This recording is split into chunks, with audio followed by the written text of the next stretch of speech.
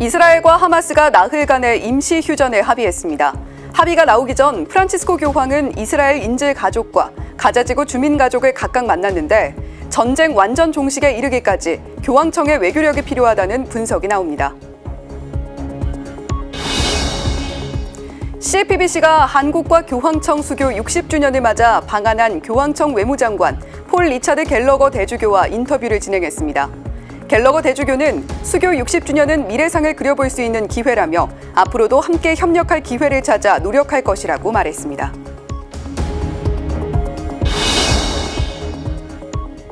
우리 교회는 돌아오는 주일부터 한 주 동안 성서주간을 지내게 됩니다.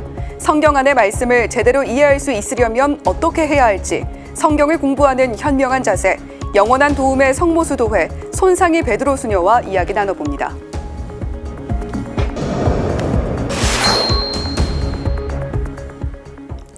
시청자 여러분 안녕하십니까? 11월 23일 목요일 CPBC 뉴스입니다. 이스라엘과 하마스가 극적으로 휴전에 합의했습니다. 하지만 인질 석방은 50여 명에 그쳤고 휴전 기간도 나흘에 불과한 제한적인 합의입니다. 이런 가운데 프란치스코 교황은 어제 이스라엘 인질 가족과 전쟁으로 고통받는 가자지구 주민의 가족을 각각 만났습니다. 맹현균 기자가 보도합니다. 하마스와 이스라엘의 전쟁이 나흘간 멈춥니다.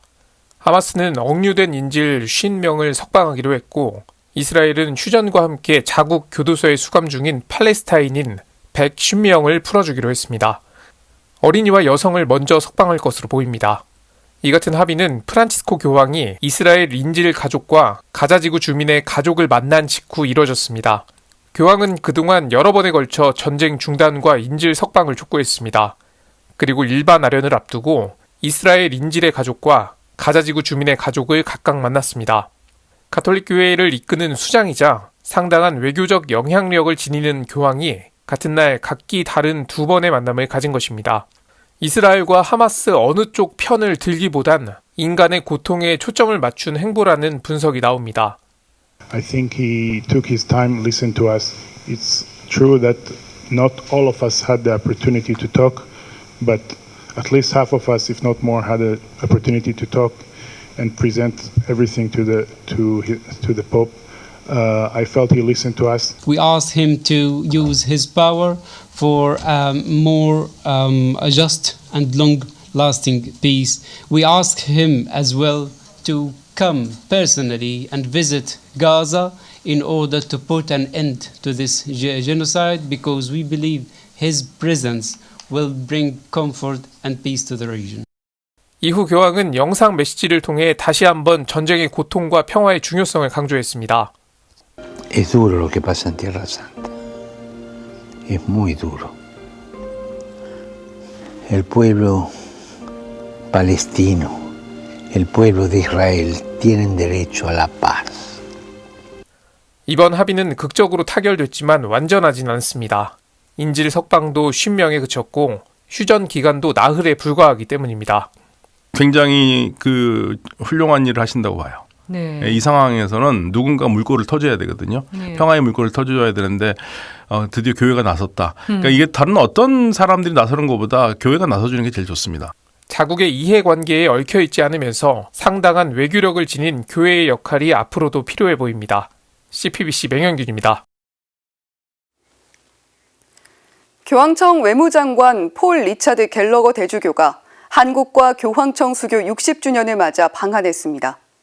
폴 갤러거 대주교는 양국 관계가 매우 호의적이라고 평하면서 앞으로의 협력을 강조했습니다. 전은지 기자입니다. 폴 갤러거 대주교는 한국과 교황청 수교 60주년은 단순한 축하를 넘어 미래를 바라볼 수 있는 기회라고 밝혔습니다. It is 60 years since diplomatic relations were formally established between the Holy See and the Republic of Korea. It's also an opportunity to look back on the past a little bit, to see what has unfolded in those years, and also to project towards the future. 갤러거 대주교는 CPBC와 인터뷰에서 한국과의 긍정적인 관계에 운이 따랐다면서도 정부와 교회 모두 적극적인 협력을 보여준 덕분이라고 말했습니다.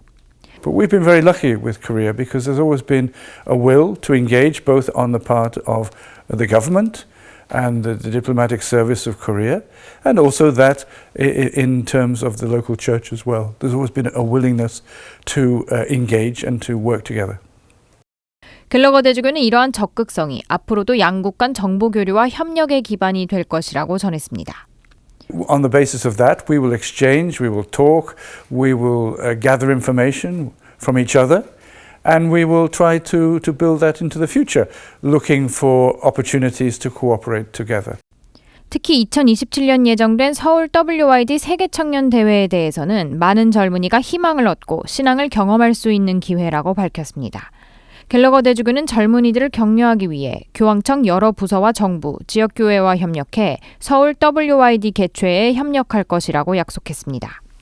Is to offer yet another generation of young people hope and a positive message for the future so that they can both as Catholic Christians, that they can live their faith and experience their faith. The World Youth Day coming up in 2027, there'll be a lot of exchange and working together with various departments of the Vatican and with the government and the local church here.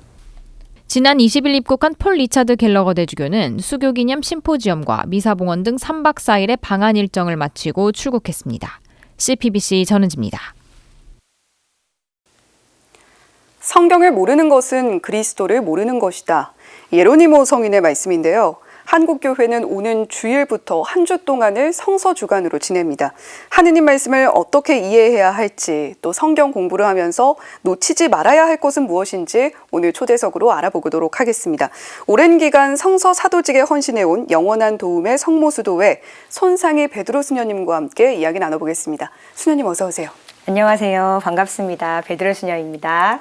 예, 이 성경은 하느님 말씀이다라고 이야기를 합니다. 거창하고 좀 무겁게 느껴지기도 하는데요. 어떻게 성경을 받아들이고 이해하는 게 좋을까요? 지금 말씀하신 대로 성경은 하느님 말씀이시잖아요. 그러니까 인간의 언어로 말씀하시지만 인간의 책이나 인간의 생각은 아닌 거예요. 예. 그런데 저희가 성경을 읽기까지 노력들은 하시는데 마치 그 성경을 일반 소설이나 또 대중적인 어떤 역사서처럼 인간의 생각으로 인간의 기준에 따라서 인간의 언어로 쓰여졌다고 생각을 하시는 거예요. 그래서 성경처럼 한 번에 이해가 되지 않고 무슨 의미인지 알 수 없으면 쉽게 포기를 하시는데 분명히 하느님의 생각과 하느님의 시선으로 모든 말씀을 하시고 계시기 때문에 저희가 그 모든 말씀을 이해하는 데까지는 시간이 필요하고 또 무엇보다 저희의 생각과 저희의 시선이 하느님께로 가 있지 않는다면 성경 말씀은 이해하기가 어렵습니다. 그래서 여러분들이 말씀을 읽기 이전에 내 생각과 내 시선이 아닌 하느님의 생각, 하느님의 시선으로 말씀을 읽기 시작하신다면 조금 더 도움이 되지 않을까 생각해 봤습니다. 예, 하느님의 시선으로 생각하기 위해서 노력하는 것 자체가 또 공부가 되지 않을까라는 생각도 듭니다. 성경을 또 말씀해 주시긴 했습니다만 그냥 읽으면 되는 것이지 굳이 공부까지 해야 되느냐라고 반문하시는 분들도 계실 것 같은데요. 어떤 말씀을 좀 전해주고 싶으신가요? 굉장히 많으시죠. 그런데 이제 특히 한국 사회에서 공부 그러면 가지고 있는 트라우마가 있잖아요. 예. 네. 물론 어렵고 힘들다도 있지만 그 이면에 많은 분들이 가지고 계신 선입견은 노력해도 안 된다예요. 근데 거기에 성경이란 단어가 붙어서 성경 공부 이러면 너무너무 이거는 나에게 무겁게 다가오는 그런 단어이지 않나 생각이 듭니다. 그런데 요즘 제가 청년들 만나는 사목을 하고 있거든요. 근데 이제 그 친구들하고 SNS를 통해 소통을 되게 많이 하는데 저는 그 친구들이 보내는 여러 가지 그 글들을 읽을 수 있지만 이해하지 못하는 게 되게 많아요. 그 친구들의 이야기, 그 글을 보면서 이게 분명히 한글이고 제가 읽을 수 있는데 무슨 뜻인지 어렴풋하게만 알지 정확한 뜻을 모르겠는 거예요. 근데 저는 이제 그럴 때마다 용기 있게 물어보거든요. 이거 무슨 뜻이야? 미안해. 이거 뭐라고 얘기하는 거야? 이렇게 물어봐요. 근데 그 친구들이 이래서 이래요 라고 말을 해주거든요. 그게 단순히 글로써 읽었을 때 대충 이런 뜻일 것이다 라고 그냥 알아듣는 것과 그 친구들하고 제가 얘기를 나누면서 무슨 뜻인지 정확하게 알고 그 문자를 읽었을 때 단순한 문자가 아니라 그 친구들의 상황과 마음까지도 저희가 다 알게 되는 거거든요. 네. 성경 공부는 학위를 따기 위한 것도 아니고 어떤 과정을 이수하는 데 목적이 있는 것도 아니잖아요. 결론적으로 모든 분들이 하느님을 알기 위해서 하는 것이라면 그 하느님의 언어, 하느님의 사고방식, 그 시대의 문화, 시대적인 배경을 알게 될 때 어떻게 보면 저희가 하느님께로 한 걸음 더 나아가게 되고 그분과 저희가 마음을 나누며 일치를 이룰 수 있는 순간이 되기 위한 공부라는 것을 기억하시고 하신다면 그 무거움이 좀 가라앉지 않을까요? 네. 결국에 뭐 공부라고 생각을 한다면 굉장히 무겁게 들립니다만 하느님과의 소통을 위해서 우리가 제대로 이해하고 이왕 읽는 거 더욱더 꼼꼼하게 알면 좋겠다라는 이야기 해주신 것 같습니다.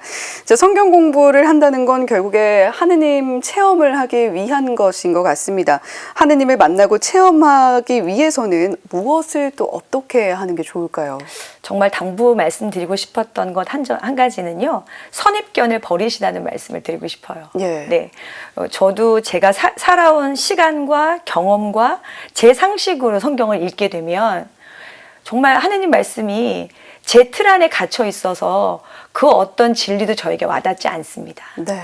그런데 대부분 다 한국 사회의 문화로 저희가 가지고 있는 고정관념으로 성경을 읽으시는 경우가 많으세요. 특별히 예를 들어 말씀드린다면 묵시록에 용이 등장하게 되거든요. 네. 그런데 묵시록의 용은 좋은 의미는 아니에요. 그런데 저희 자매님들 사이에 용 꿈을 꾸면 굉장히 좋은 일이 일어나잖아요. 막 이런 식으로 성경을 읽으시는 거예요. 네. 그래서 하느님의 말씀을 알아듣기 위해 첫 번째는 내 선입견을 버려라. 그래야 그분의 진리가 다가올 수 있다. 이렇게 말씀드리고 싶습니다. 네. 일단은 내 선입견을 버려라 라는 키포인트 전해주셨습니다. 자, 그런데 성경을 읽다 보면 말씀해 주신 것처럼 포기하고 싶은 순간이 자주 찾아옵니다. 신약의 복음서는 자주 읽고 묵상하기도 하는데 구약은 워낙에 좀 두껍고 방대하다 보니까 읽다가 도중에 그만두는 경우도 상당히 많은데요. 그럼에도 구약을 꼭 읽어야 하는 이유 뭘까요? 네. 신약을 좋아하시는 이유가 이제 신약의 말씀이 살아계신 예수님과 함께하는 말씀이시잖아요. 그런데 그 신약 성경의 사실 핵심은 예수님의 죽음과 부활이거든요. 예. 물론 예수님의 죽음과 부활은 복음서만으로도 충분히 이해하실 수 있고 깨달음을 얻으실 수 있습니다.